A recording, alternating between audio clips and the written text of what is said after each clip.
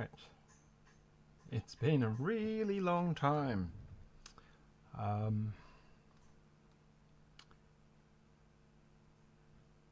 Yeah, it's been a really long time since I've streamed. I actually don't know if this is correct or working, but I guess I am, yeah. I am trying to do a stream. So I actually don't know if this is actually working or not, because it's been so long since I've done a stream that I don't remember how to do it. So if you're watching this later as a recording of the stream, cool. If it works, it works. I hope it's working. All the indications on the stream control panel say that it is live. So yeah, maybe maybe it's live. All right.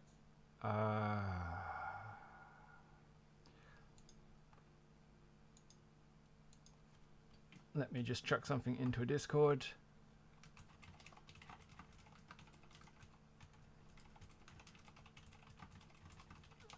All right. Okay, so the YouTube indicators say now live on your channel. So I guess I am. So let's get going. It's already 2 minutes of me messing around and people probably looking at this going, what on earth is going on? All right, so it has been a really long time since I've done a stream, several years in fact. Life has been in the way, and you know, that's just what has happened. Hang on. It says the stream is lower than the bitrate. Okay, well, that's all right. It says I should use a stream bitrate of 13500 kbps. I don't know how that works, but you know what? We're just going to leave it as it is.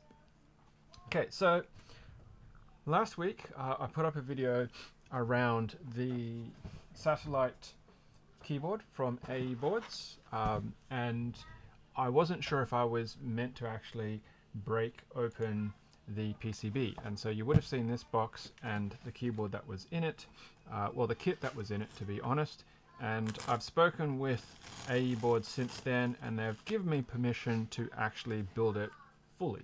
So that means including snapping the PCB and all that kind of stuff. So that's what is going to happen today.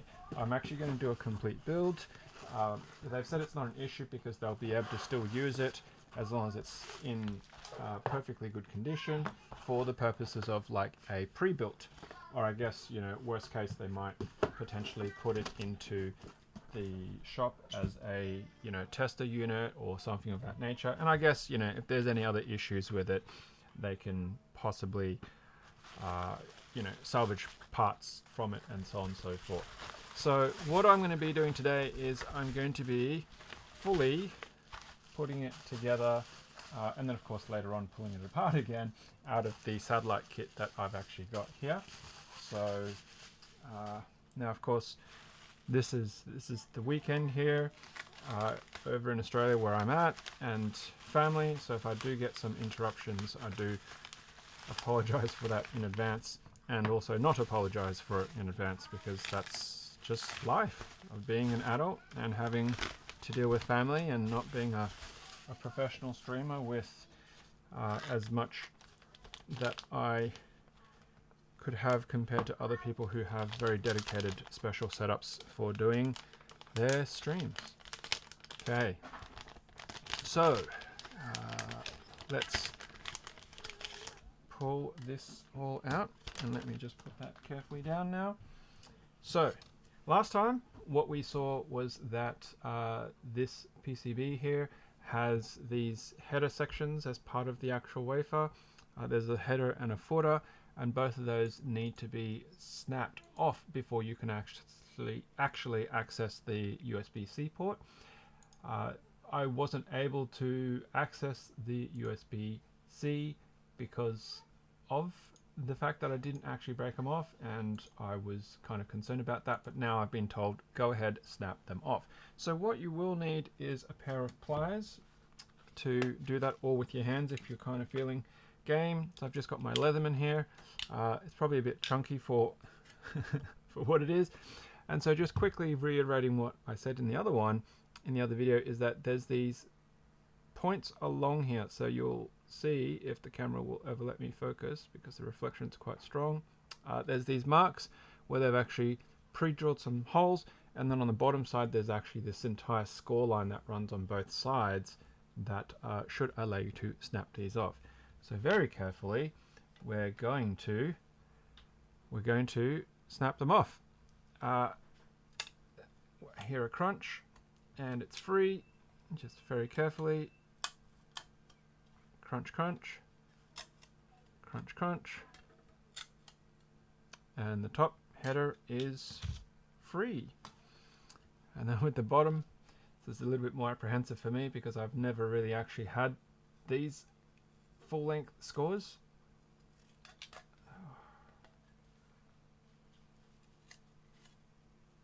I can hear it crunching.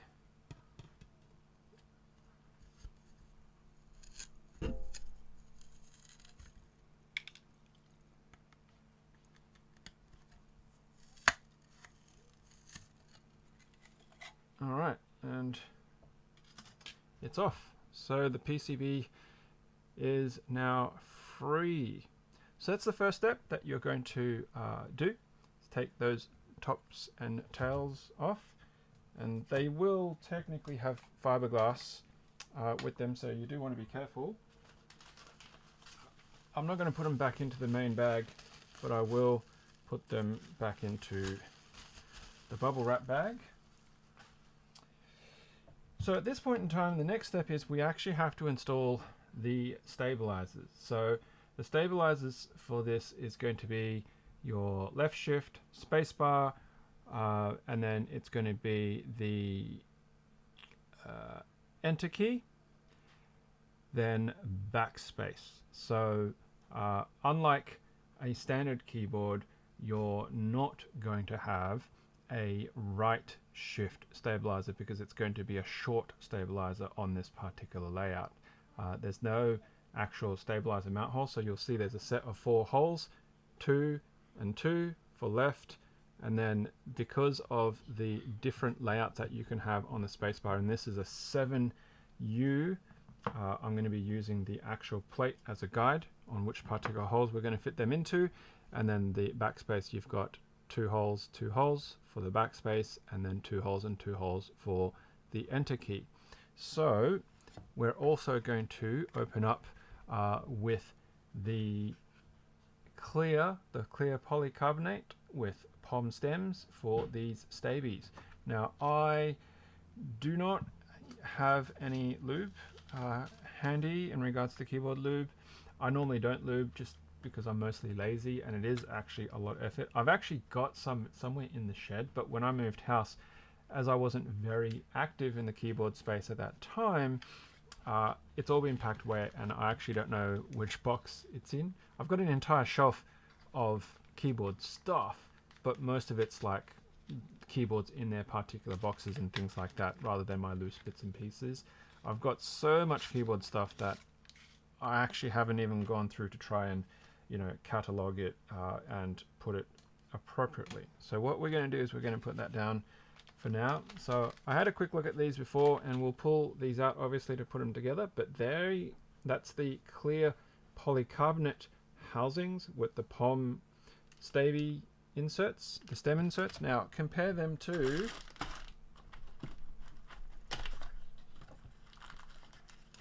the normal ones, which are these ones here, which have the nylon housings and also POM, but they're black POM. So that's what they look like in comparison. So there you go. Right. And of course we're going to have to make sure that we use the larger 7U wire later on. So we're going to have in there the screws and the washers that go on the back. make sure we don't mix them up with the actual EC kit screws, which are these bigger packets here. So we'll just put them over there for now and put that away because I won't need that. I don't think so at this point in time. And come on, there we go. Back onto my tool shelf. Okay, so at the moment I think that there is 0 viewers, possibly 1 viewer. I'm not 100% sure. I think it says 0 views, but that's okay. I'm just treating this like it is a normal video in case, well, on the extreme likelihood that there's no one viewing anyway, which is what it looks like, but that's all right. So we're going to need a couple of sets. We're going to need 3 sets of these. So that's 2. There's 3. Okay, and then we've got 2 stems, 2 stems.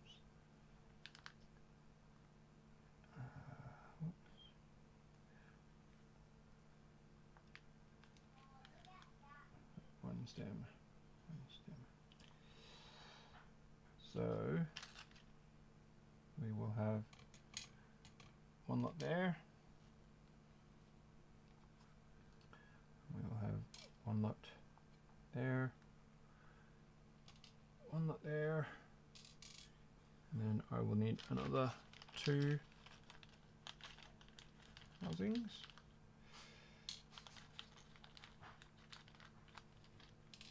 One lot there and one lot there. Alright, so that should be all of those. So in regards to fitting the stems to the actual housings, so on the housing there is a wire side, so that little hook there is where the wire clips into it, and so the wire will slot into that particular cavity. The POM stem itself, so there is a reference orientation, which is where this notch is. So the notch is actually the exit point. So the entry side is here and the wire goes to the bottom hole and it angles up. And so when this is pulled upwards, when it's pulled up, the wire is actually going to be going at an angle, and that's where you will need that angle up from there. If you put it into the wrong hole, then it will not work properly. It will jam. Yeah, hang on a moment. Somebody's asking for a link. That's a really good question. I don't know. I don't know.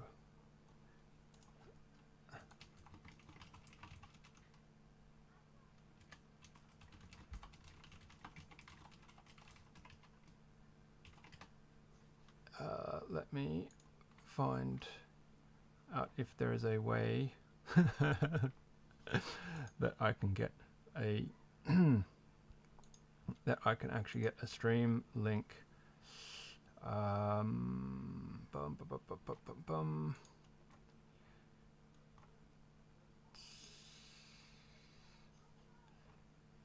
Oh, here we go. There we go. All right, so maybe that will bring some extras if somebody's going to share this actual stream. All right, so what we'll need to do is, where did I put that extra? There it is. All right, so the way that it's going to fit is that this notch at the top of the stem here that is on the right hand side at the moment will fit in like so, and it will sit on the back. And what we'll do is we'll get one of these 2U wires and it will fit into the bottom hole like so, and then it will clip into this notch like that. So when it lifts up, it has the freedom of movement, and that on this side you'll see that the wire actually allows it to sit at that upward angle when it's at full extension. If you put it into the wrong hole, if you put it into the top, it's actually going to jam and it won't extend the full height of the actual stabilizer. So we're just going to need to repeat that with all of these. Make sure that the orientations are correct. So the notch will be at the back. We will drop these in. We'll put them into the bottom hole and clip it into that. So they'll snap in just like that. That one, that notch didn't actually have its little tabby bit punched out, but it's the same result in that it will allow you the full extension of the height, and it's at the bottom, the black wire there that you can see is at the bottom of the hole. So in regards to fitting it, the PCB holes, there's a large hole and a small hole. So you're going to have a large hole and a small hole. The large hole is to allow the hook of the actual housing to fit in. So the larger bottom with the underhook, and the small hole is just there so that it should sit in for the screw on the back of the PCB. So they should be able to just sit into that housing nice and flat like so. I mean, that's popping up a little bit, but that's because the weight of the stem is pushing up against it. That's going to sit flat like that, and then you can put the screws in onto the other side. So that's what we're going to do. And now, of course, they want to pop up at the moment, but I'm just going to gently try and lay this down. Oi, behave. They don't really want to behave, but that's okay. I will need to get one of my trays. Just excuse that for the moment. This is a ceramic tray thing that I made myself. I threw that on a little kid's pottery wheel actually the other day, and then I fired it at home myself using my barbecue. So if you go back into the back catalogs of this channel, you'll see I do all sorts of wacky things. And one of the things that I have done, which might not actually be in the channel, is try to fire up my own ceramics using my barbecue as a kiln. Wow, these washers are really, really small and really, really difficult to see. Okay, so we're going to get a small driver head, and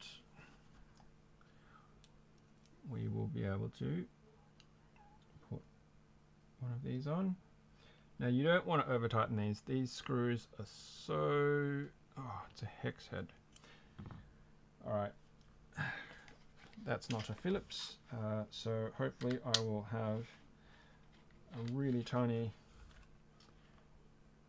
hex head that will fit these. That's probably a bit big.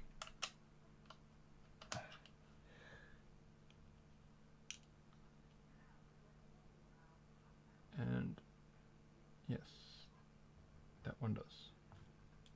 Good for that. So I'm using a Weha set. It's actually this particular one. It's got 24 bits in it, and yeah, it's pretty cool. Does the job. A very good, worthwhile investment if you do not have a handy set. So like I said, these are very delicate. You don't need to crank them down. It's just lightly finger tight is enough to get you started, and then you can sort of tighten them as required. So I'm just going to pop that in because it didn't want to sit in right. that one doesn't want to go in. There we go. So I'm going to now tighten that one.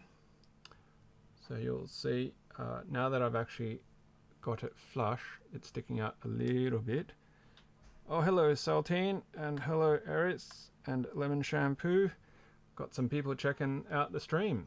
I do apologize for the quality and the inattention, because it's been such a long time. I'm not accustomed to streaming, so if you do say something and I don't respond straight away, yeah, please bear with me. So thanks very much to Keyboard Treehouse for providing me this kit and also promoting the stream, I guess.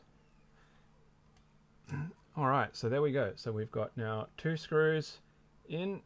There's 1, there's 2, and the actual stavy is now sitting flat and flush.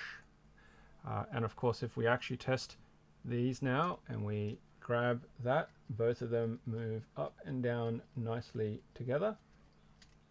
Very nicely together. Alright, so we're going to have to rinse and repeat that with all of these others. Now I'm going to leave the space bar because that's a 7U and I'm going to use the plate to line up, but we're going to do the backspace and then we're going to do the enter as well. So let's keep going. We've got the notch at the back. Going to drop it through and we'll get a 2U wire. We'll pop it in on the underside and snap it in.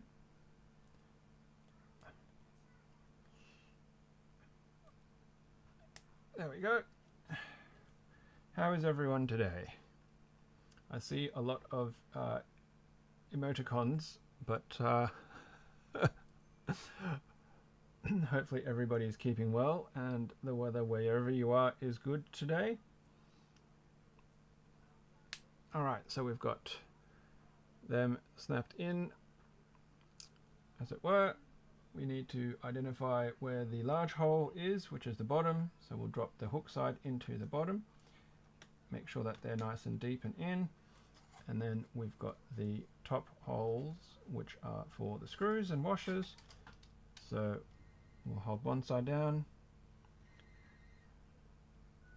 stick that on, gently drop that, pick up one screw, boy, does not want to cooperate.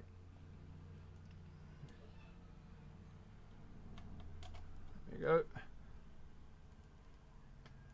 And then gently in.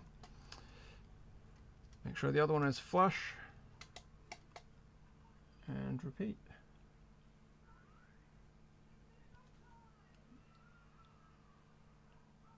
Alrighty. There we go. And tighten that down. I see that people have popped on and popped off, so all good. Thank you very much for dropping by and letting me know that the stream is working. That's the joys, isn't it? Alright, so that is now working and moving nice and freely up and down. So let's have I... Oh, there it is. It went off over to the side. So the notch on the back. Grab another 2U into the back, underneath.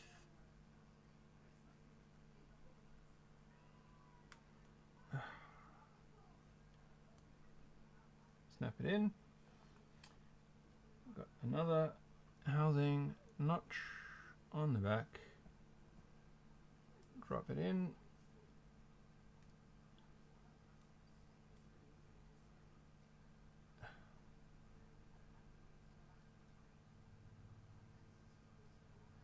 Now it's in, and then got to make sure that we are facing the right direction. Into the bottom and snap it in. go, click, and then hopefully both of those will draw up and down smoothly. There we go. And then bottom holes again. Alright, so the bottoms are going to clip in like that. We'll put the pressures on. We'll pick up some washers. One washer. One here. Put that in the corner. There we go. Into the screw, into the hole. Two washer.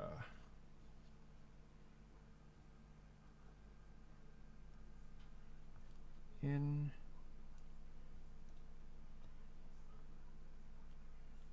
Into the hole. And screw that stabilizer in. So now we're just going to check that that's flush. Yep, that's sitting nice and flush, and we check both have freedom of movement.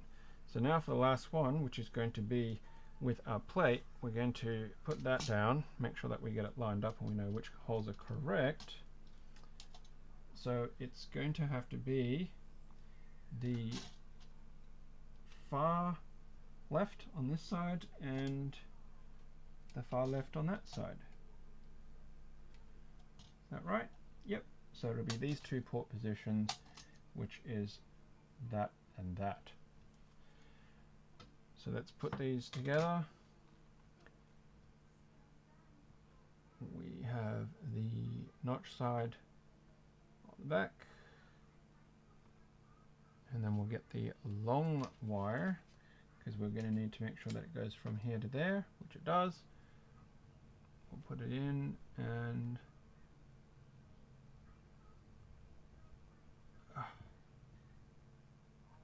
snap. There we go. And then lucky last, we will have that side just like that.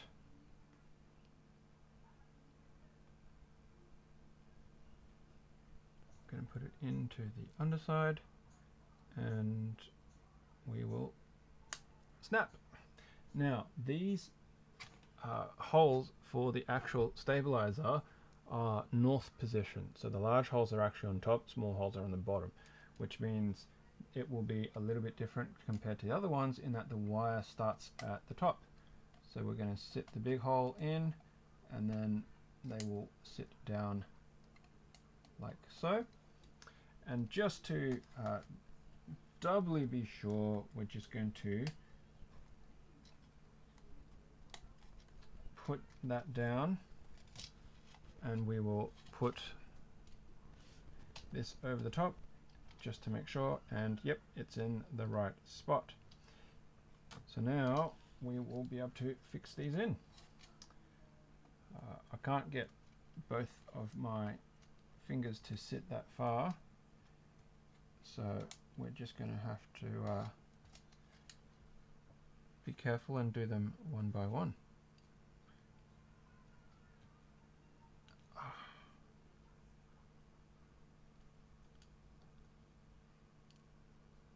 My finger is not wanting to cooperate, but finally got there.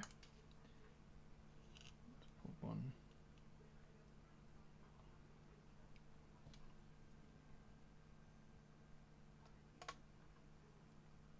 Okay. So we'll just get that in finger tight and snug.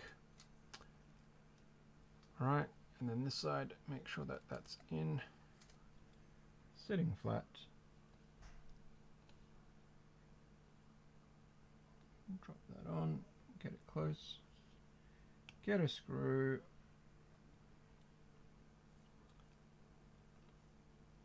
gently guide that on, and in it goes. Okay, there we have it. So the 7U stabilizer housing is down, and that one is also down and flush, and they should both move together freely. Fantastic. So now that that's done, first things first is I'm going to put these extra screws and washers back in so I don't lose them, and they will live back in with the remainder of its wires.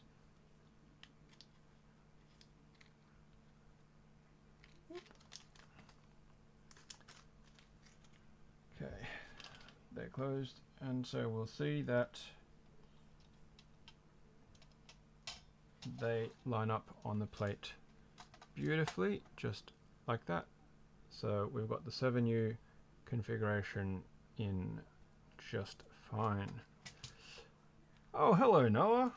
It's great to see you on a stream. Noah has been somebody who has been watching my videos for a very long time and comments practically on every one of them, be it keyboards or woodworking or other. So thank you very much, Noah, for coming along and checking out this stream.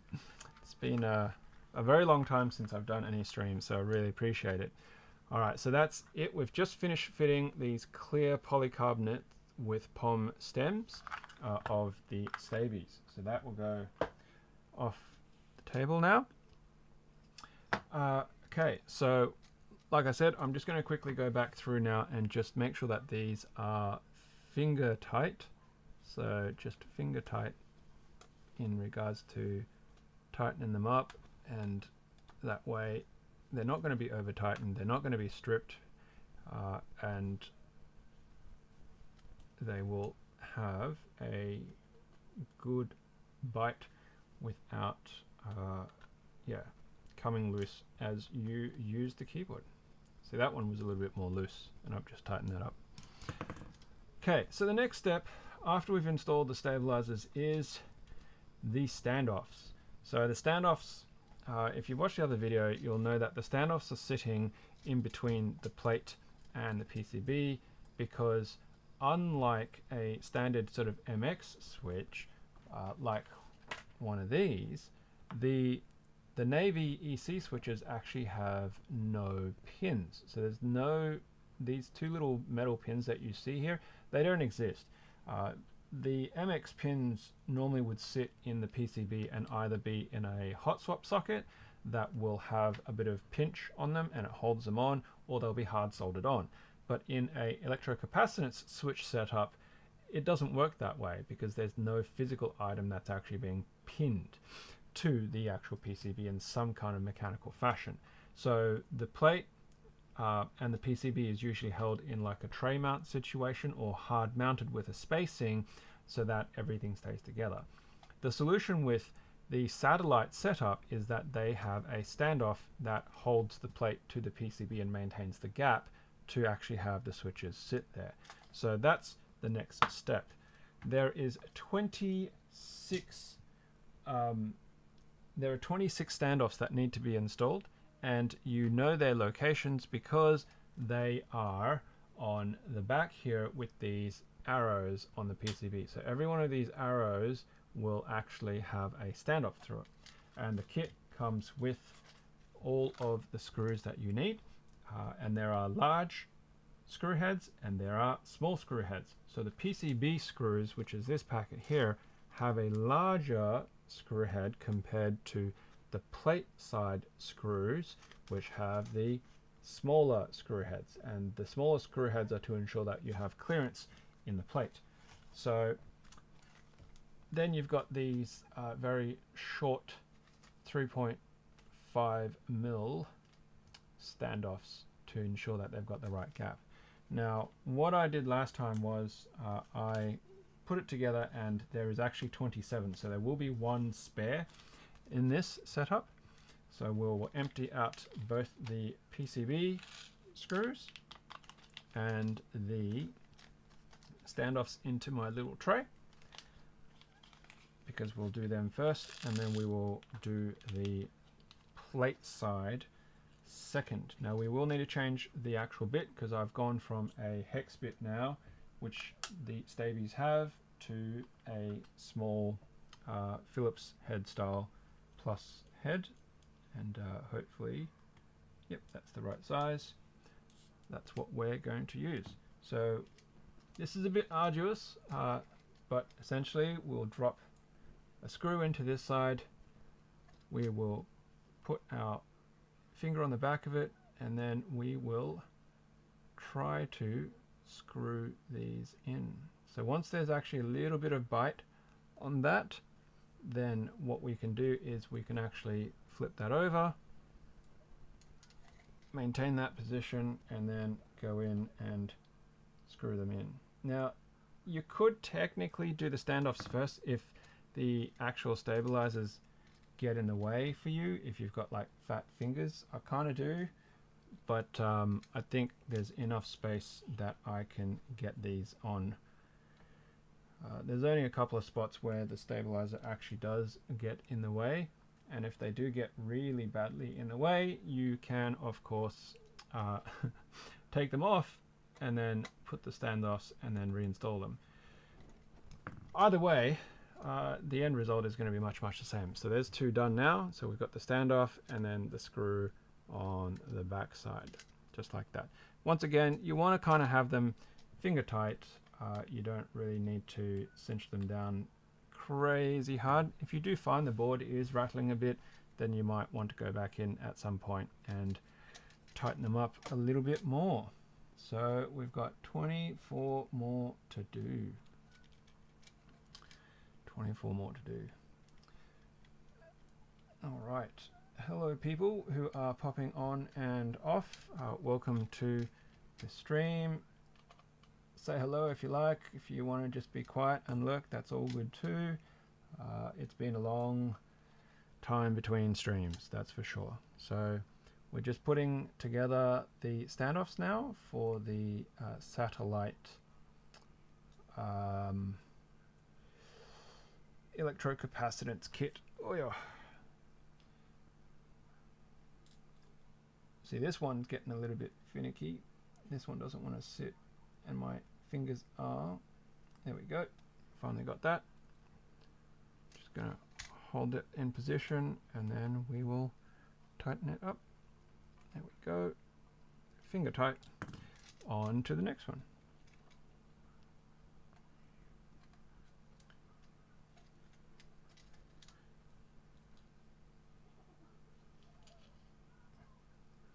I don't know if there's an easier or a faster way to do this, but you know, if you do, leave it in the comments, in the chat, so that other people will have a better idea. Maybe you can drop the screws in and then masking tape over the back of them so they don't fall out, and then you can screw on the standoffs, but then you'd probably still need to go back anyway with a screwdriver to tighten them up, and then you'd have to do it through the masking tape or peel the masking tape off. So I don't know, maybe that's not such a great idea.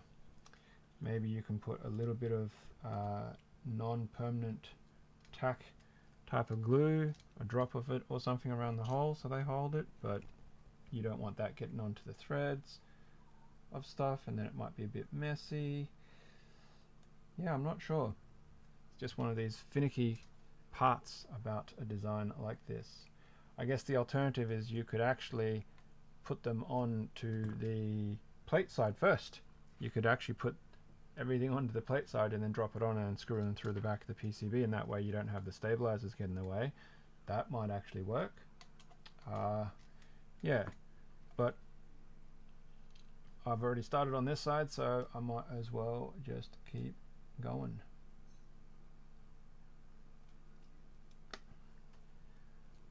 All right.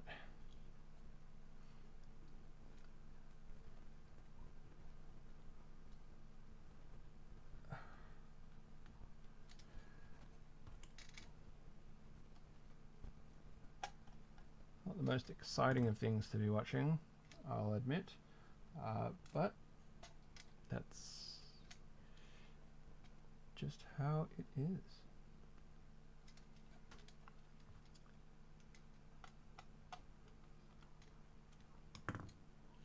Okay.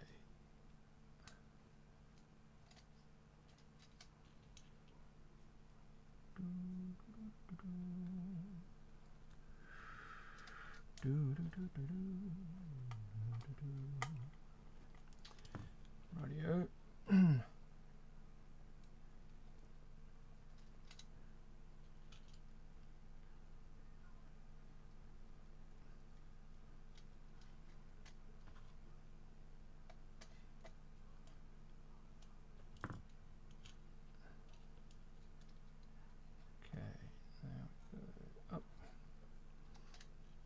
In.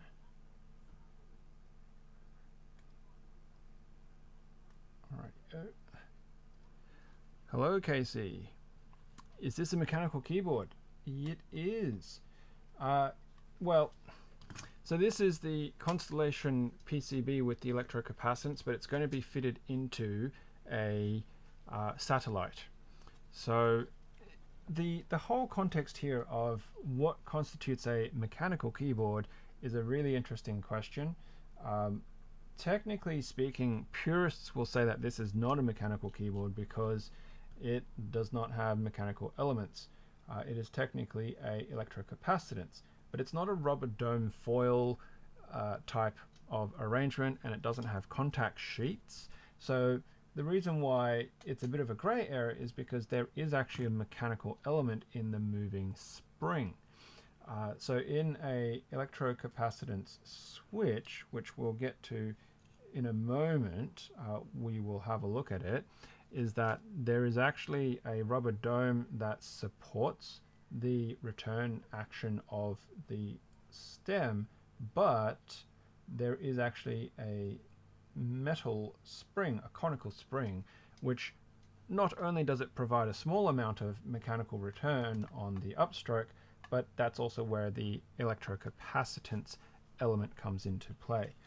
I don't want to accidentally knock over the tray or anything like that when I pull out the switches, but if you have a bit of patience to hang around for when this bit finishes, we'll get on to a quick look at those switches, and we'll sort of talk about that if you want to, Casey. But for the broader hobby, this keyboard, this kit, will actually fall within that sort of mechanical keyboard space. It's widely accepted now that it's in the category of a mechanical keyboard, but some people would say that it is not. They tend to be the naysayers, and look, at the end of the day, does it really matter if it's a keyboard that you enjoy the feel, the sound of, the customization of? Because mechanical keyboards now are a bit broader and less about the actual, shall we say, physics of how the keyboard works, and more around the customization of what you can get, and modding it and stuff like that. So yeah, I would be more inclined to say definitely now it is accepted as a mechanical keyboard, whereas right at the start of the hobby there was a lot of people who argued about the for and against of where electrocapacitance and top ray keyboards and that particular switch style, if it truly was a mechanical keyboard as opposed to a somewhere in between grey area. Alright, we're getting there. There's only a few more to go. 1, 2, 3, 4, 5, 6, 7 more. Oof. If I wasn't doing this on stream, I would probably have something just playing in the background to keep me company, but thank you all for being on the stream to keep me company instead. No worries, Casey. Alright. Have you been in the community or hobby for long?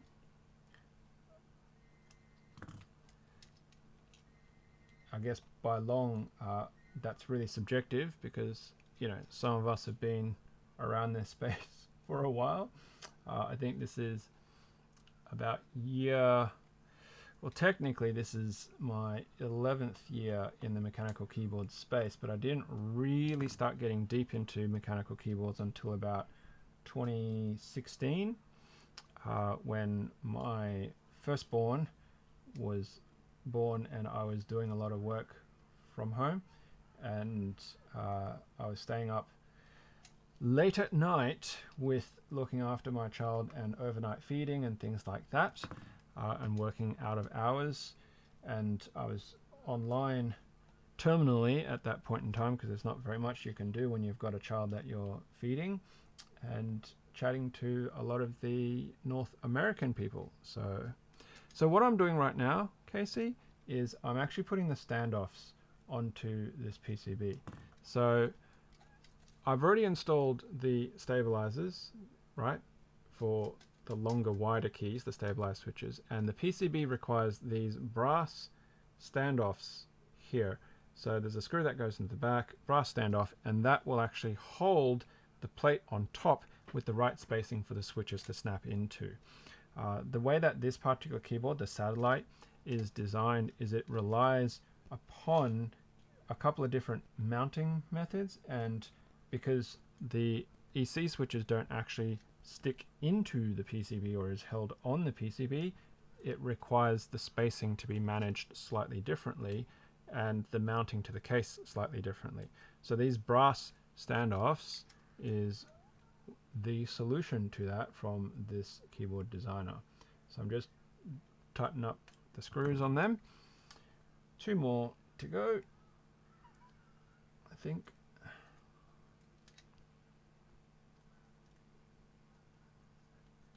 So you'll kind of see it once it gets fully put together, how this interaction all works. And then the last one, and we'll just do a double check. I know it's correct because I've got one spare, and because I've already done this before when I did a partial build of it, that's the right number to have left over, because they've given me one spare in this set. But we're just going to check through it. So every one of these arrows, these white arrows on the PCB, requires a screw and standoff.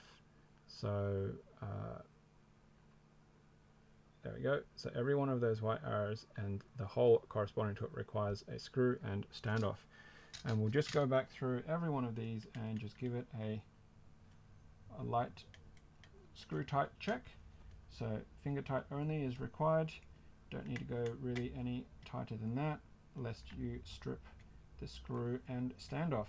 Of course, if you do, you will have the spare. Hopefully they've given the same number in every kit, or you'll have to get some yourself of the corresponding size.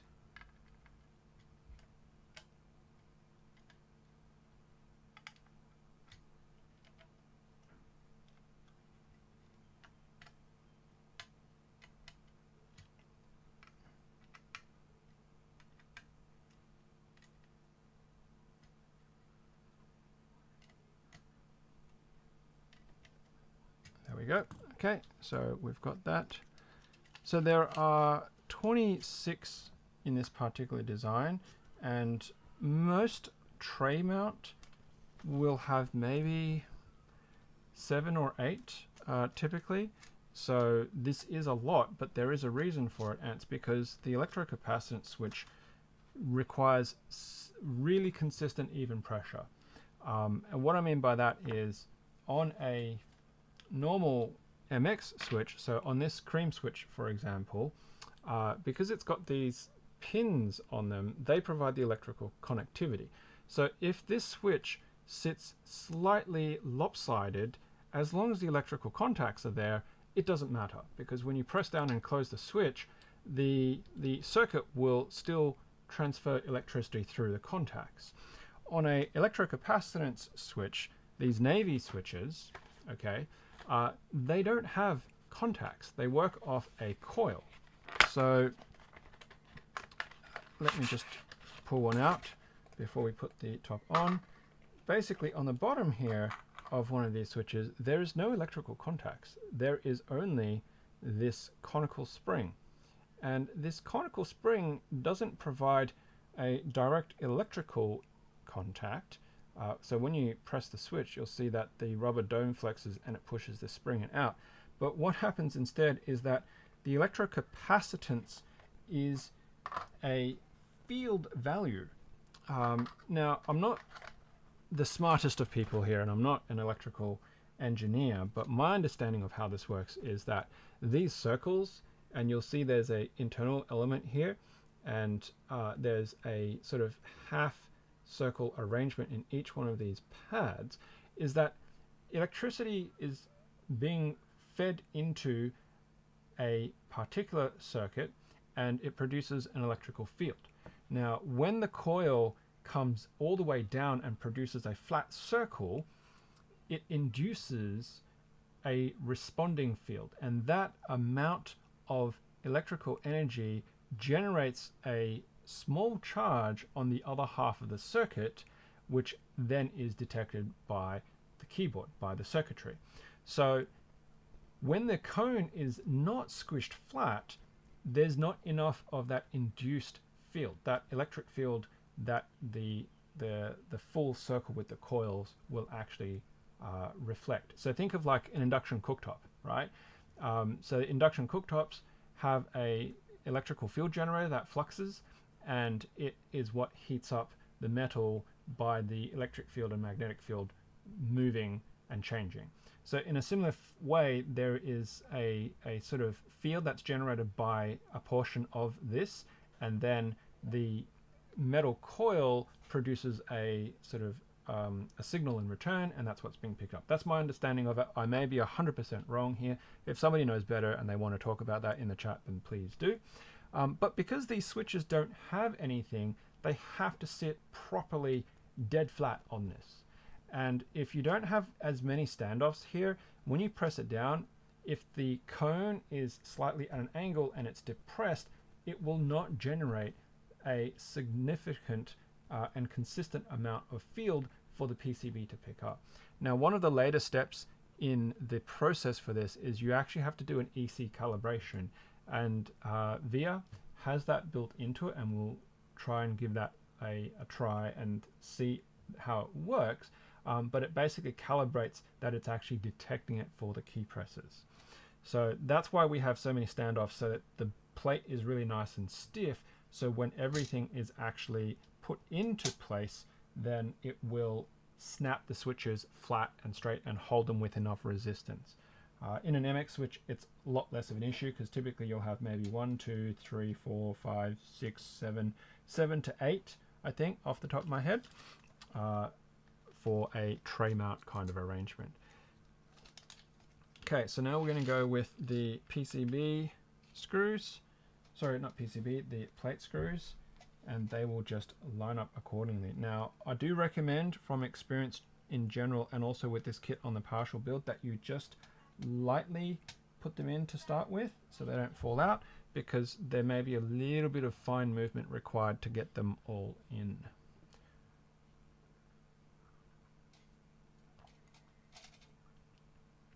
All right. So 26 of these, but these should be a little bit faster to drop in because I don't have to deal with standoffs. Having a magnetized tip on this also really helps.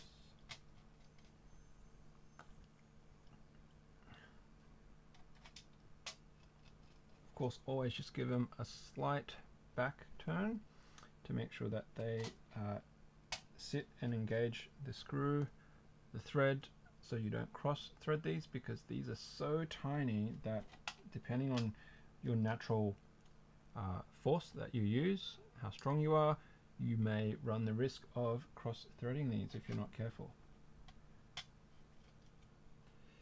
I've not really done that terribly often, but it does happen for some people. Just how it is.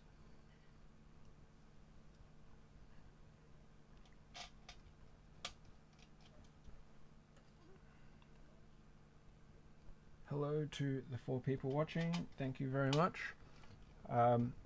What can I say? This is the most people that I've had on a stream in years, figuratively, literally, because I haven't streamed in years. As a matter of fact, I've moved house and everything else, and life has moved in between, and it's just hard to do a stream, and I don't really have the content to do a stream. Hello, Choice Lamb. Hello, hello. A live stream. Yes, it's been a very long time, and you can all thank Keyboard Treehouse and AE boards for actually making this happen. The rarity of a stream, oh my goodness. And it may not necessarily be repeated anytime soon, because I don't know what I'd stream about. I don't really have a lot of content, and it's probably a bit hard to stream the woodworking stuff because it's all in the shed, which means, you know, I've got the GoPro, my shonky GoPro, and I don't even know how I could set it up because my computer setup is in the house rather than portable and being in the shed. Man, my GoPro is like so busted. I bought it used off Marketplace, and oh, see, this one's being a bit tight, so it's because the hole on this is not aligned, and this is exactly what I'm talking about. So if we have a look at this particular one here, it's slightly off center, so in order for that to actually fit, I might need to just back off some of these other ones to have to tap it to get it over. And see, I didn't even cinch these fully tight either, and there's already enough bite because there's so many of them in that it wasn't letting me just gently nudge it. Alright, let's try that again. What advantages does these capacitance switches have over mechanical switches? Well, the most obvious answer to that is actually they are kind of spill resistant. You don't have the same issue with a EC switch in that if you have a liquid spill on it and it dries out, the film that might be left behind is not going to really cause your switch to be jammy, and it won't cause it to be sticky, and it won't cause chatter and things of that nature, because it doesn't have a internal leaf spring that could get like stuck, right? If you have like a sticky drink, like a soft drink or even a milk-based drink, and it gets inside the actual switch, like if it gets inside the switch components in here, it will actually potentially cause things to get sticky and not work properly. But on an EC switch, that is not an issue.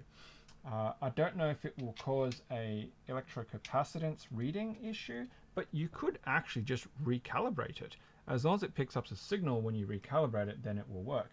There's also less of a corrosion issue, because if the spill on the top side here, there's no electrical elements here that will be majorly affected by an electrical spill.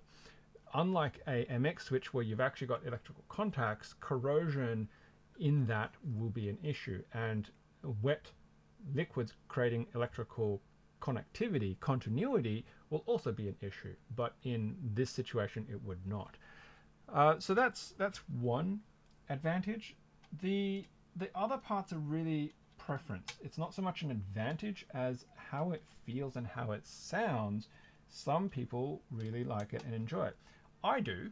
I think they sound really great, and they have a different kind of bounce to them. The feel to the switch, it's not quite linear, but it's also not quite tactile. So it's a different kind of keyboard, and obviously there's reasons why it has a lot of people who, you know, like them. The response, I'm going to say that the response speed is irrelevant. Most keyboards have a polling rate of 1000 hertz, so it means it reads the keyboard signals 1000 times a second. If it's a high-end keyboard or a gaming keyboard type of thing, and you know, while people have really great reflexes, put it this way, your human reflexes for an average human is about 200 milliseconds. So if the polling rate is about 1000, well, it's way faster reading compared to your reflexes. And then for the purposes of saying that the keyboard is faster, when you press it down, that's an element of more the travel than how fast the keyboard is. So unless if you move faster, it doesn't matter. And even if you move faster, fractions of a second is still usually in the orders of 100 milliseconds rather than in 1/100th of a millisecond. So it's a marketing thing around faster keyboards and things like that. It could be a mental thing as well, but the reality is, in my opinion, I don't think it matters. Okay, so we've got all the standoffs now, all the screws in, they've been touched up and they've been cinched tight, and so they all have a consistent, even spacing, and that one looks slightly off to the side. But you know what? That's okay, as long as it holds it in the right position. So they're all in, and they all look pretty mostly straight. Okay, so now we need to snap in these switches. So let's pull one out and have a look at it in a little bit more detail for what Casey was asking earlier. So in comparison, these AE Navy switches made by TechC, so there's the TechC up the top, and then there's the AE on the bottom. These are an MX stem on a EC switch. The construction here is that there is the conical spring, there is a rubber dome that comes off, and there's these two holes here, these two sockets, which go onto the two pins on the outside of these housings, and then there is this MX slider that fits into that housing. Okay, so if you want to lube these, then you can just basically apply the lube through the top here, or you can push them out and then lube them and pop them back in. They do have like a little clip tab on them on the ends to help retain them, because as you can see, it's not falling out right now. Now there is a, they claim that there is a magnet here on it, but right now from what I can see, it is actually clear. So I'm not quite sure if there's just a magnetic ring that is sitting, that bushing there, if that's the magnet that they refer to, and that helps to hold this spring. Now I don't want to drop the spring, but if I hold this upside down and I move it, it's not coming out, right? So it's retaining the coil, and whether it's actually part of it or not, I don't know. I don't really want to pull that apart to try and test it, but that's what the box claims. So if we have a look at the back of the box, you'll see it says there's a magnet, the rubber dome, MX housing, and a stem. Now if the magnet is part of the coil that produces the signal, then that's great, but with the other keyboards that I've had that are top row boards, they don't have a magnet on it. So that's why I'm kind of like, I'm not sure if the way that this EC circuit works is the same. So I've just put in the other side, and if I can get the focus on this, there we go. All you do is just get that rubber dome with a hole and you push it over the top and it traps it in. So when you press this, this will push the whole dome down. The dome is actually what's providing the bounce back, unlike a spring inside an MX switch. But this conical spring will flatten. So if you think of it, this is in a three-dimensional space. If I push down on this and it's flat, it will form a flat coil with a lot of these rings, and that is what will provide and generate part of the electrical response in the circuit that the keyboard should pick up. Okay, so that's the theory that I understand. I might be wrong, so if I'm wrong, please do let me know. So now we're going to pop all of these in. I want to start in the middle, because if I need to insert something very thin, I don't know what yet, maybe like, I don't know, a chopstick or something, then I can get it in there to help actually stiffen up the PCB, although because of that wire, it might have to come from the top side for some of these where the 7U wire is, because it's over in this space. So let's start with the stabilizer, the spacebar, and snap. So there it is. Sits nice and flat, and that was really easy compared to some of the MX switches that I put in, and nice and bouncy, and this is what it sounds like. So we're going to rinse and repeat for all of these others that we've got a open spot for.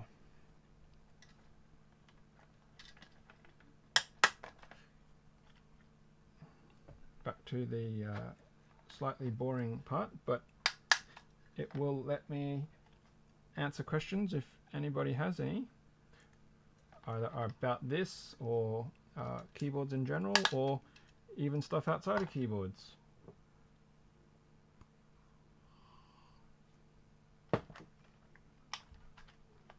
Could be coffee.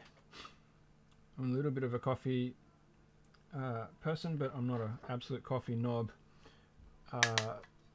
because I don't have the money to be spending on exorbitant amounts of coffee equipment or really fancy coffee. Or it could be about, you know, anything else in particular. Life, the universe and everything. Stuff in Australia, since that's where I'm located.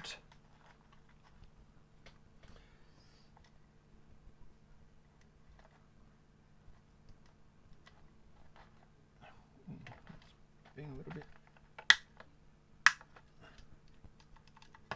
tight. How do I like to bloom my coffee? So when I was doing non-machine espresso, I had a mix of pour over, an AeroPress and mocha pot.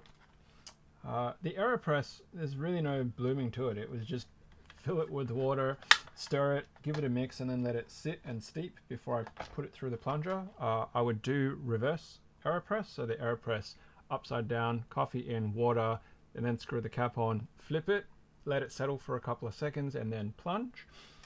With the mocha pot, you don't have any bloom. It's just a mocha pot, right? For the pour over, I don't have a Chemex or a V60 or anything like that. I actually have a $2.80 coffee dripper from Daiso. So I don't have a gooseneck either, and what I do instead is I use the milk frothing jug for my hot water. So I'll boil the water, I'll put it into the milk frothing, and then I'll pour it over. I normally do about 30 grams of water, and then I'll give it a stir and let it sort of bloom for about 20 to 30 seconds. I might add a bit more depending on how many grounds is actually in there and if it's actually blooming. Then I'll go in, I don't really weigh it, but I kind of go with half the amount of water that I plan on having, which is in the jug, and then let that sort of work its way through the beds before I go with the second half. That's kind of why I say I do enjoy coffee and I do enjoy the process and messing around with it, but I'm not such a snob or a nerd that I'm like, absolutely, it has to be like this, you know, and this is the best way and this particular formula and this particular process. I'm a bit more casual than that. Choice Lamb, after a few years of MX board, it's starting to get scratchy. Do I have to desolder and clean them? When you say scratchy, you're talking about the switches, yeah? If the switches are feeling scratchy, then you could potentially speed lube the stems if you don't want to desolder them. Now, speed lubing is one of those things that people have kind of developed over the years, because pre-hot swap boards, everything was soldered. And so I came across speed lubing from the community at a meetup actually, and somebody was demonstrating it. And what it is when you depress the top of an MX switch down, you actually access the inside of the housing. So you can see the actual rail right there. And so what you can do is you can get a really fine tip brush with your lube on it, and you basically use something like, you know, a paper clip, whatever, and you just you'll press down the stem, and then you'll go and stick your fine tip with lube against the rail on both sides, drop, drop, and then lift it up, and then you just spam it and then repeat it. So you can actually speed lube the rails of the switch without having to desolder. The only risk of doing that is if you put too much and it gets in there and it actually causes the electrical contacts to not work anymore, you have no choice but to actually pull it apart. Now, if you're lucky and the keyboard designer has actually made it so that you have okay, so before I finish that, actually no, I need to finish that thought. So if the keyboard designer has H plates that you can take the switch top off, then you're lucky, because if you can access the nubs that actually, see these two bits here, right? Like if you have a switch top opener that can actually pry these and push that open to pop the top off, then you can actually lube them without desoldering. A lot of switches designed from that era have that intent because of the fact that they were designed to be soldered in. So you need to have a footprint that has the H or a wider tab so that you can actually get the top out. Now, this PCB allows you to have multiple positions for this. So either the stepped caps lock or centered caps lock. So in this context, I'm just going to go with the centered position, but yeah, if you have a particular keycap that you've got in mind, then you'll need to make sure that it's sitting in the appropriate position for if it's actually centered or stepped. So this is centered rather than on that side, which is the stepped. Okay. Yeah, so somebody was actually speed lubing at a meetup. They basically just sat there and they were like doing it, and people were like, what are you doing? And yeah, so it was one of those things back in the day that was what people did rather than desoldering. Now, if you want to see actually something about what happens if you have too much lube, so I'm going to put into the chat. So this is a link from Kebio. And so Danny from Kebio, who has been a great supporter of my channel over the years and the podcast over the years, absolutely boss, has started putting up some posts around repairs.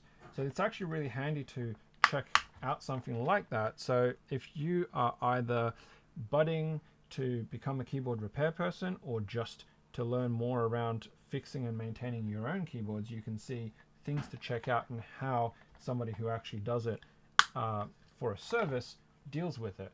And one of those posts, I think for the Newfie, actually has a example of where the switch was over lubed, and when there's too much lube and it gets inside between the leaf spring and actually prevents the contacts from contacting, because the lube will sit in between, so when it touches, there's so much lube that electricity can't get through, then you're going to have a bad switch.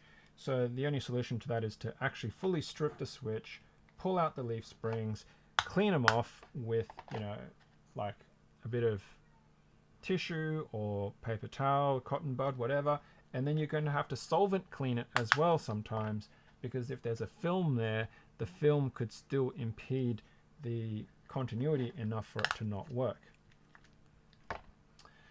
Alrighty. How is the family?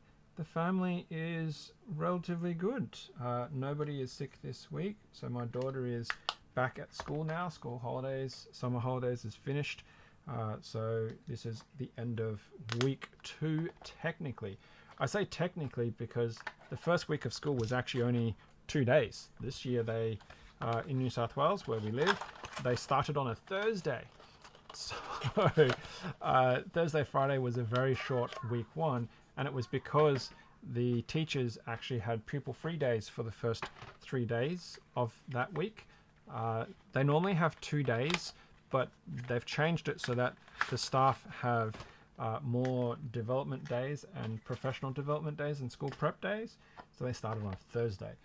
a bit weird for parents and a little bit annoying because, you know, it's kind of a partial week, which is a pain to deal with if you're trying to arrange for daycare and, you know, stuff like that. But you just get used to it. You just have to deal with it. So, yeah. She's in a new class, which is a split class. So her school is quite small. There's only 270 kids in her entire school. For a public school here, that's actually really small because when we moved house, we chose to keep her at the same school she was going to rather than disrupt her by moving her to a new school. We only moved one suburb away from where we used to be, so it's only one train station away, and we felt it was manageable. The school that she would have gone to if we actually went to the local school is like nearly 5 times the size of students. So there's about 270 at her current school, and there's like 1,000 kids, over 1,000 kids, I think, at the local school here. So in terms of, social circles, finding herself, and fitting in, we felt it was just easier to stay at the same school. So new class, but only one kid from her old class is in her current class. So we're not quite sure how that's ended up, but we partially suspect it might be that they've split the classes into potentially ability. The ability element here that I'm talking about is in Australia now in grades 3, 5, 7, 9. I think it's every 2 years they have to do this thing called the NAPLAN, and it's the national sort of standard for understanding if your child is keeping up to the learning levels that they need to be at. And she blitzed the NAPLAN above state average and above state average, national average, and her school's average. So we're not concerned about her academically, but her school's average is below the state and national average. So we just wonder if she was put into this class because we asked her, who's this other kid from your old class? And she was just like, his name is this. And I was like, is he like smart? Because some of the other kids from her old class last year, they don't go to a school anymore because they've moved house and they've gone elsewhere, or they're going to private schools or Catholic schools nearby and stuff like that. And she said, so-and-so, the other boy in her class is really good at maths, but he doesn't really show it. He's kind of the quiet type, so it's not obvious that he's good at maths until they're doing stuff and it's her assessment that he's good at maths. So I do wonder if she's put into a class where all the other kids are actually also smart, because she said that the teacher that they've got for her class is really strict and mean, and the kids from other years who've had her are they don't like her. But to me, as a parent and a sort of former educator in a couple of different contexts, typically when you hear that, it means the teachers are actually better at teaching because they're there to teach the material. They're not there to faff around, and mess around. And so I just wonder if that's part of the assignment, is that, this particular educator is there to try and elevate the kids who have the greater learning potential than other kids who might be behind on their content. All right, we're nearly there. Second last switch is in, and then lucky last. Wow, look at that. Look at that. Nice, good colors, that dark navy reflecting off the black there. It is a sweet looking thing. It's very reminiscent actually of the Cooler Master Nova Touch. I had to really dredge my brain to get that name out because I haven't used that name for such a long time. I have a Nova Touch in the shed, by the way. I was very lucky to actually purchase one before they sort of exploded in price. I bought it secondhand a very long time ago. Okay, so there it is, the insert for the satellite ready to go in. Okay, so the next thing that we need to deal with, though, I believe, I'm just having a look at the guide from Lightning, because that's a really, really well put together guide. So if you haven't seen that, Lightning Keyboards has a really fantastic guide that I've read through a couple of times to make sure that I'm doing this right for myself, is that you need to actually plug it in and calibrate it. So once you've actually put it all together, you've snapped them in, then you have to calibrate via VIA, and that is what we will attempt to try. So authorized device, click it, pop up, connected device, and then we can do the calibration. So let me switch over to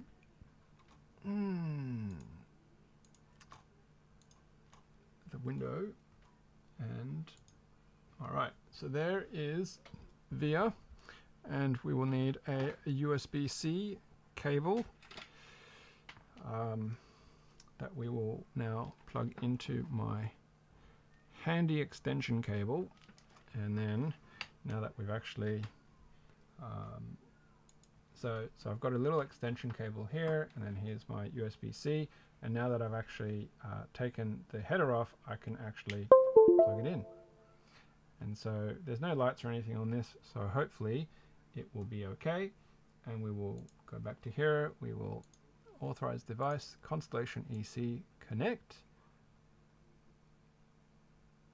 and there we go. So now I believe we go down to EC Tools, calibration, and then we should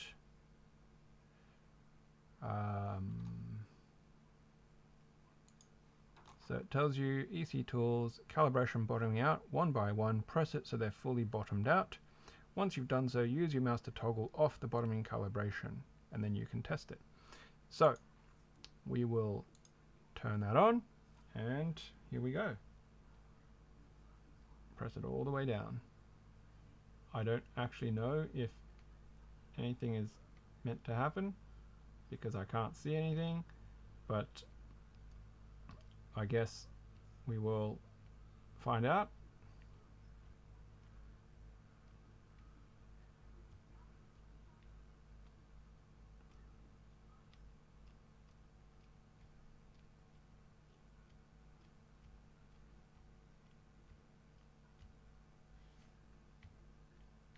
You can't see what I'm doing because I don't have it switched over, but I don't want to accidentally disrupt whatever it's doing by clicking my mouse and taking it off the actual process here.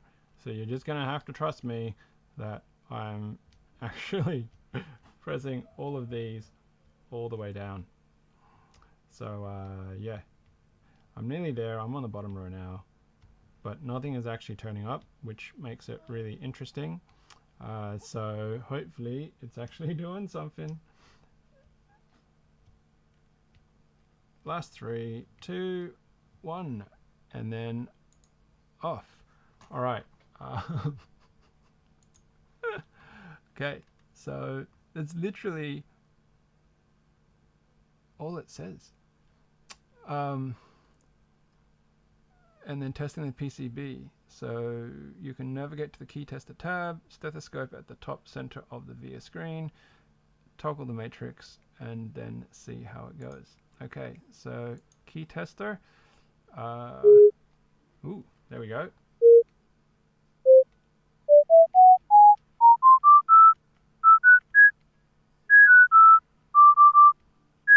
It even plays a little tune. Okay, so they all work. How exciting. Alright, caps lock, SDF, GH, JK, L. enter, shift, bottom row, right shift, up, right shift, up key, bottom row,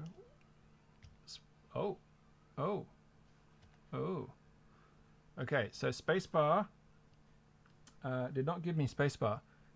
Spacebar gave me Windows key. So obviously you would have to recalibrate this because the key next to the spacebar on the right is not giving me the right thing. So what I mean by that is if we go to the desktop, so spacebar and this key is actually not showing up right now. So that is really, oh, okay, so it's, there we go. Interesting. So it's showing space and the momentary here, but I wonder why it didn't show it on default. Now if I go to a, just like a notepad, and I open up the notepad, okay, so what I did there was I went to the key, the test matrix, and the key didn't work, but then if I go to this, it does work. So that's the space and momentary. But if I do this, okay, so it does generate as a space. Right, cool bananas. Okay, do not save. All right, so it looks like the calibration process was successful. Yeah.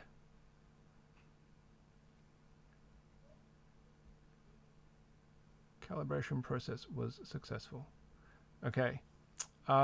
Now, the mounting of the actual plate into the case.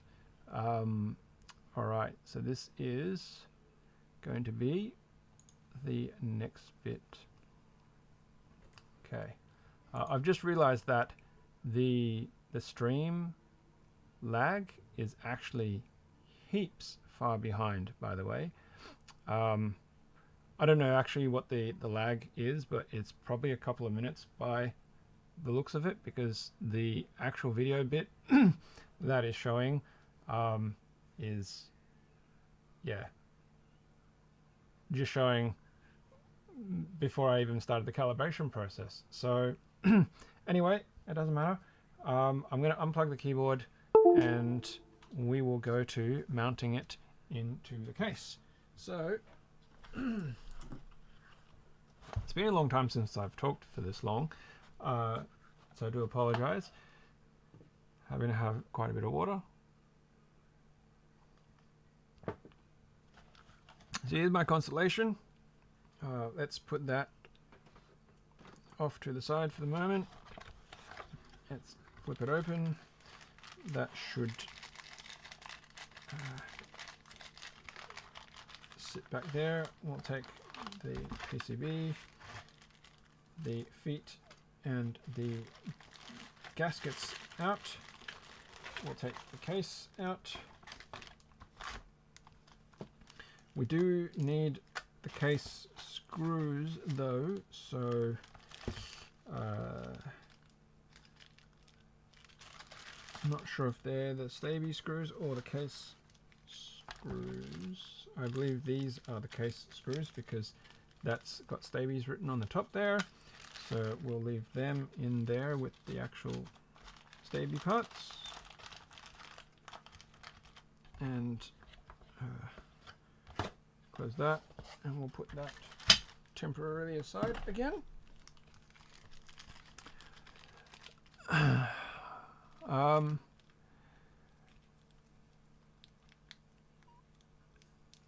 Okay, so I've got a question there. Where do I see the hobby going?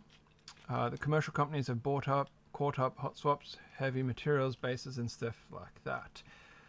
Yeah, so the hobby, I think the hobby now is really more around the customization space, especially because commercial clones that you can get on Taobao, AliExpress, Alibaba, you know, everyday little new backyard companies, even the CNC companies are now getting in on it, and you know, like Datesin and stuff like that, they're all coming out directly and trying to sell and market. So that is definitely a challenging space for little community creators trying to make something new, interesting, and different. You'd have to have really good, strong, watertight kind of contracts with them to prevent them from selling knockoffs of your products. So, for example, even today on Snags in the drama channel, the Melon space, Calam Keyboards was saying that there are fake Calams being put out there on the market, right? So nobody is immune to that issue. So I would say that the real space now is coming up with aesthetically looking good, pleasing things, because in terms of technical developments, we've already seen, you know, new electrocapacitance boards, right? Like the Cipulot stuff. We've seen, you know, Hall effect keyboards and things like that, but there's not a lot of rapid leaps in technologies, you know, low profile switches and things of that nature. So we are hitting a plateau of the technological advancement. So now it's more around layouts, it's more around customizations, it's more around modifications, and of course the ever ongoing myriad of things like different switch types by name or by feel, and different profiles and stuff like that. So that's kind of where I'm expecting really that a lot of the keyboard direction is going to go. And then of course you're still going to get people who are heavy duty out there with their own dreams and desires and building their own really custom stuff. Now what's cool about the Satellite, and I've talked about this in the Satellite videos before, is that it's actually designed to have positive and negative angle. So this is in positive angle, and you can have it in negative angle. And the reason why that is, if you haven't seen the Satellite, is because the plates are reversible and the center cutouts for where the actual USB-C sits is also centered. So you can actually, if you want to, for example, you can mount this in negative angle. So pop that back on. Now you have a negative angle keyboard, right? How, well, you need the USB-C to be on the correct side there, but there we go. Yeah, like that, and then you've actually got a negative angle keyboard, if that is your preference, which is actually pretty cool. If you put like a full sculpted SA set on it, it reduces how high that angle is, and therefore is not too bad, kind of comfortable for some people to actually do and to actually use and enjoy. So, but I'm going to put this into standard, and I'm going to have to lift this up. There we go. But with standard, and because of how this is mounted, because I'm not using the actual gaskets here, by the way, I'm just going to put it into top mount. So it will be top mount this way, and we will have it flipped this way. So it will sit like so, with the USB-C in position like that. I'm just going to hang it off there very gently, and we will need the short screws because the long screws in this set of screws are the case screws. So we will switch back over to a hex. Now, so this is the standard plate, and you'll see it doesn't have all the holes for the standoffs on the EC, so you can't use it, and the EC kit comes with its own. I think that should be the right size for these. Yep. Put that back on.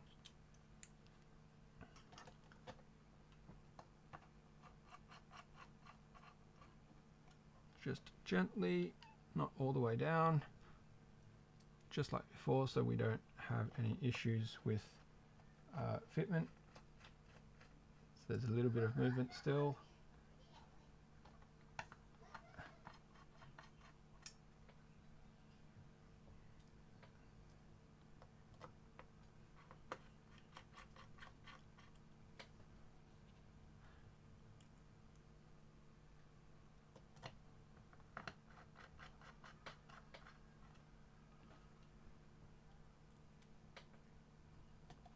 getting towards the end now.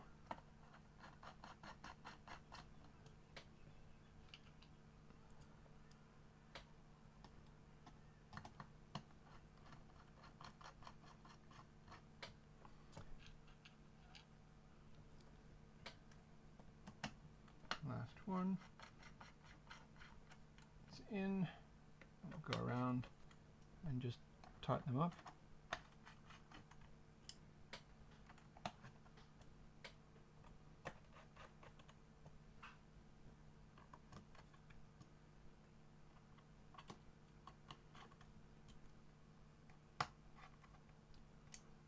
And there it is.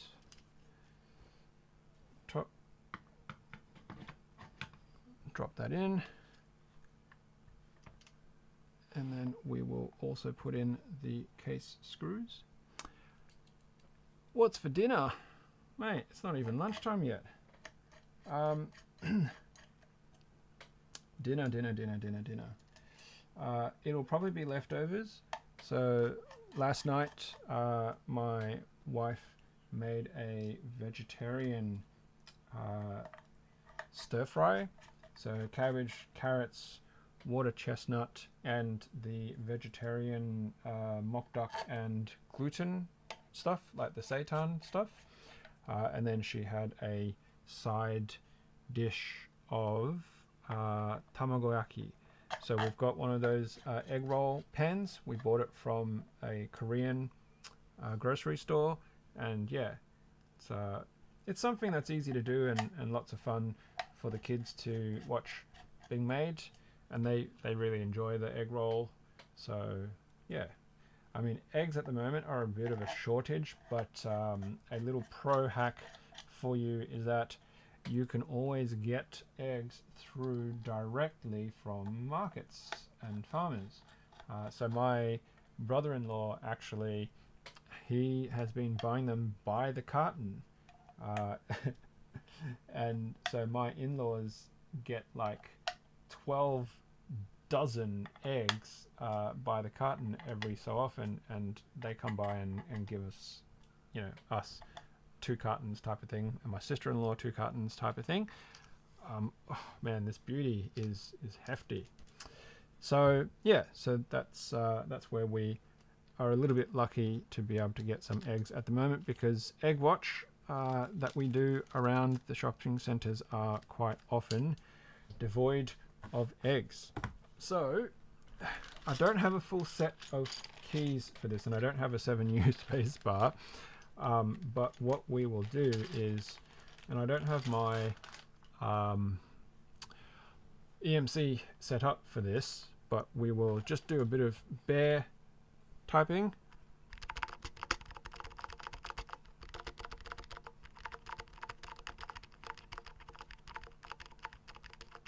So you can kind of hear what it sounds like. And then we will put some of these keycaps on as well, just so that we can sort of have an idea roughly of what it might sound like with some keycaps on. I mean, I probably don't really need to put all of them on, but I might put on enough of them for something that's a little bit representative. Probably just the alphas or something like that. That's up, down, left, right, shift, so that one should be there. Q, W, E, R, T.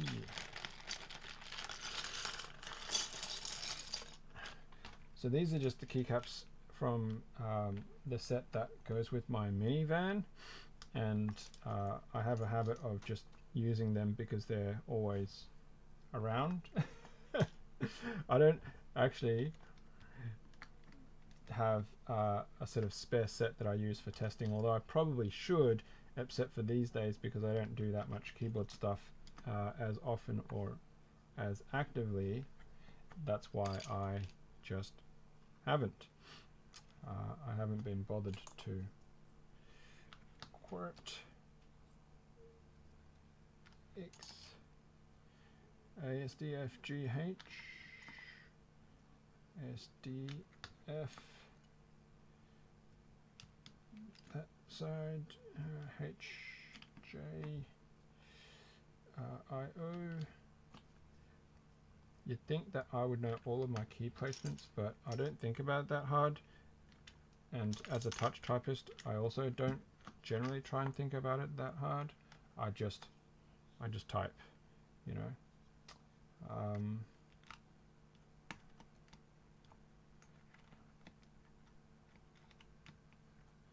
That's sticking. Why is it sticking?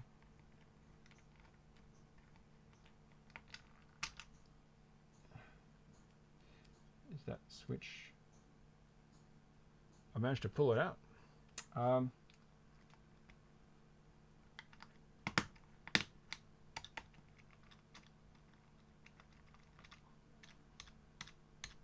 That one is sticking for some reason. I'm not quite sure why that is. It might be. It is stuck inside the keycap. Wow. Okay, there we go. All right. Maybe this keycap is not so suited for it, but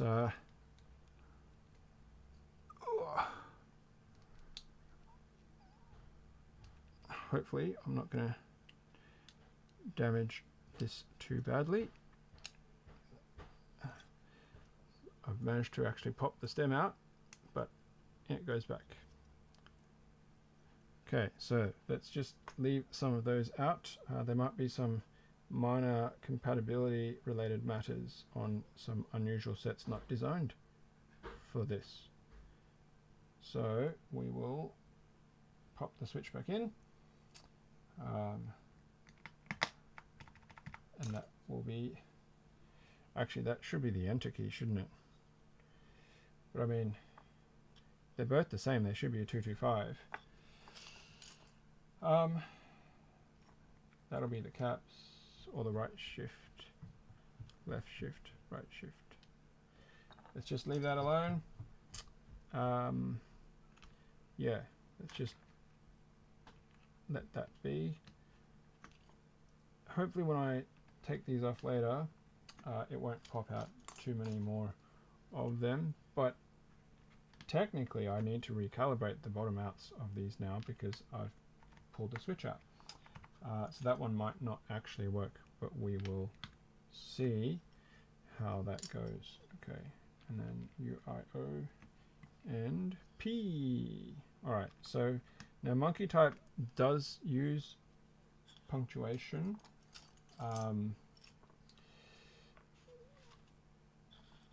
Why is there no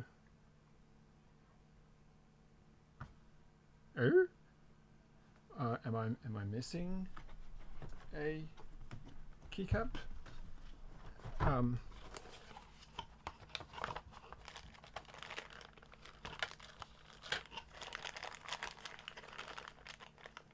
That is really bizarre.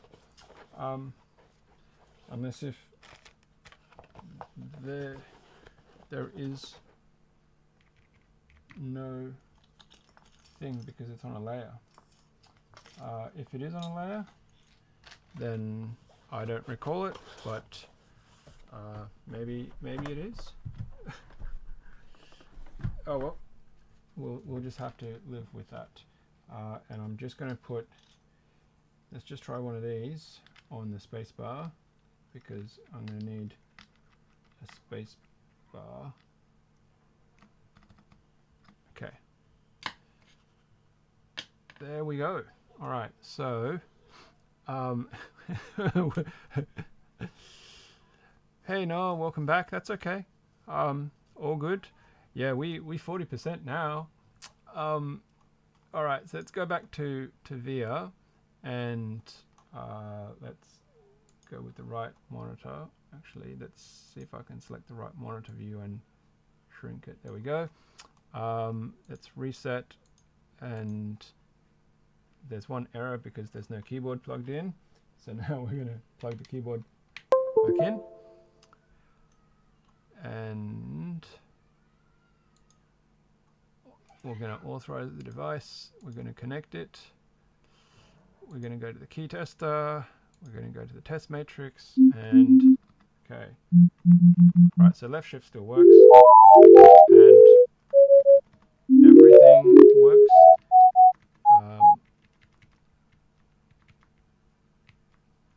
No.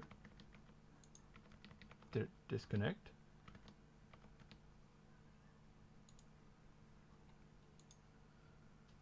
I'm going to clear that. What just happened?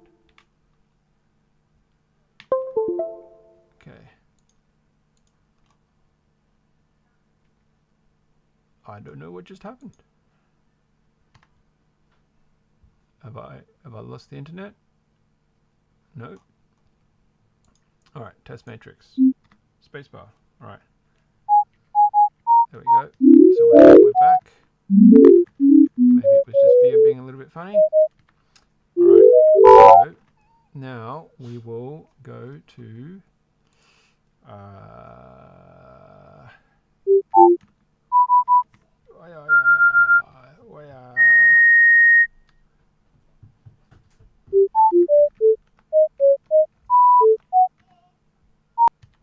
I've got caps lock on. Let's we go. There we go. All right, this is going to be a really terrible typing experience, I bet. Here we go. Actually, let's just move that down so you can hear it a little bit better.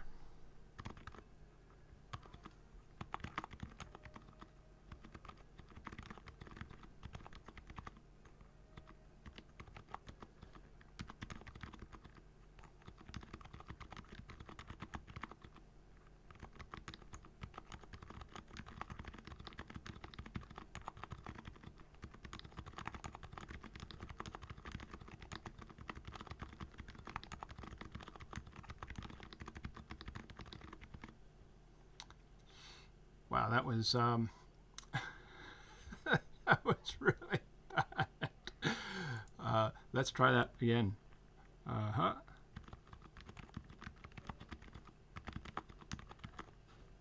Oh.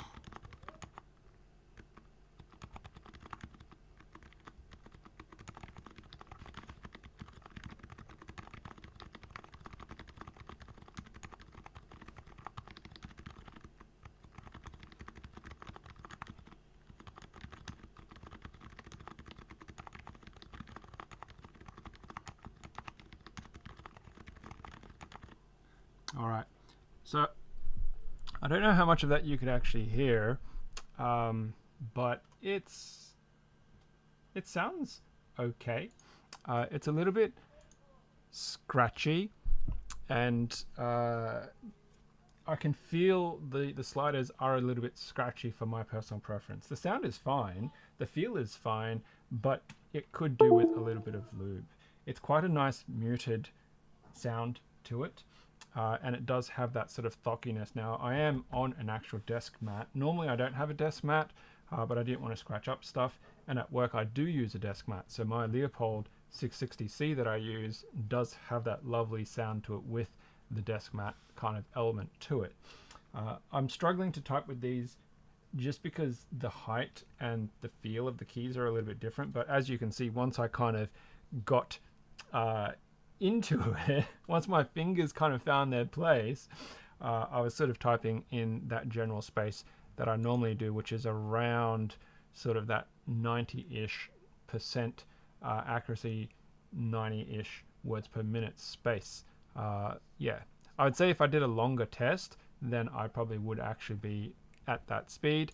And of course, if I fully fleshed out the keyboard and all the keycaps, then I would probably be also at that speed. So there you have it. There is the AE boards satellite with the electrocapacitance conversion kit. Now it's taken us 2 hours on the stream to fully put it together, but you know, that's how long it takes if you're doing it with an audience, I guess. So at this point in time, I'm not really sure what else to do besides start to pull it apart, so that I can slap it all back into a box and send it back to Keyboard Treehouse, back to AE Board, so that they can put it back into their availability, because it is a limited kit that they've got at the moment in terms of stock availability, and they've asked if I can send it back and they'll use it in a pre-build or something of that nature.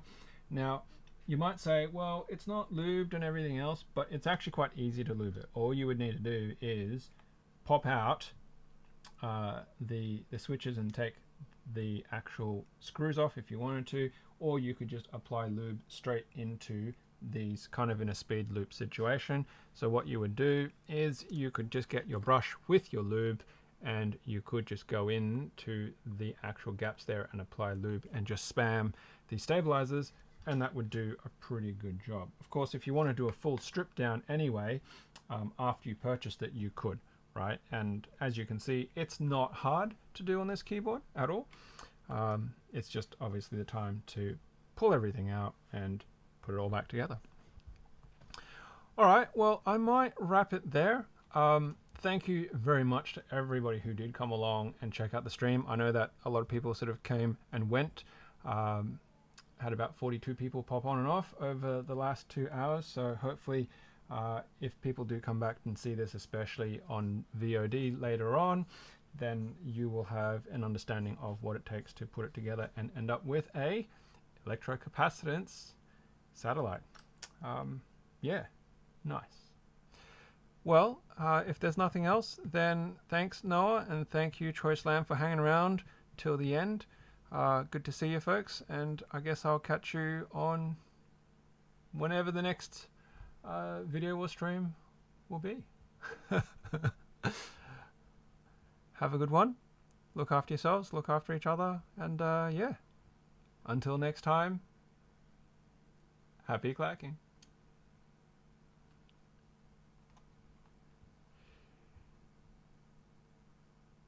Now, hopefully my settings have been correct. That will allow this to actually be saved and end up, but I think by default when you stream it normally does. So yeah. Oh well, we'll find out.